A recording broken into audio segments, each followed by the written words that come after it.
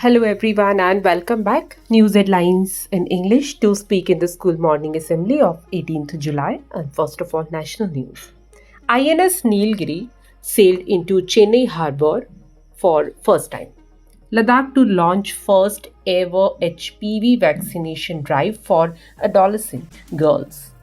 Government sanctions location survey for additional Jammu Katra rail line. Uttarakhand to experience moderate rainfall over next few days. UP.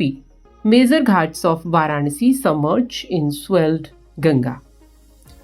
Bihar announced free electricity up to 125 units from August 1.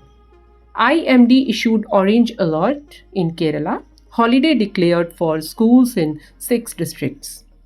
PAC called for Aadhaar review flagged high failure rate of biometric verification.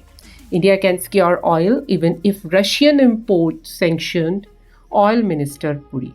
Now international news. ADB became largest development partner for Nepal with aid of over 118 billion rupees. US Senate approved President's plan for cuts in aid and public broadcasting. Bangladesh Nationalist Party accused interim government of worsening law and order situation. Trade deal with India to be finalized soon, President Trump. US to impose uniform tariff rate on over 150 economies, President Trump. Russia launched 400 drone missile strike on Ukraine.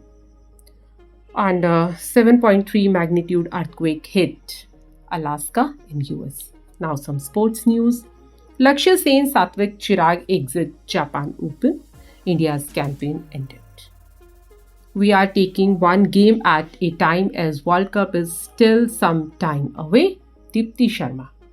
Messi's multi-goal streak ended in Inter Miami's 3-0 loss to Football Club Cincinnati. Now news related to business. FPI's pull out Rs 77,901 crore of equities in first half of 2025. Byju's founders plan $2.5 billion lawsuit against investors, lenders. Tata Digital to get $400 million boost from Tata Sons TCS dividend. And that's all in news. Thank you.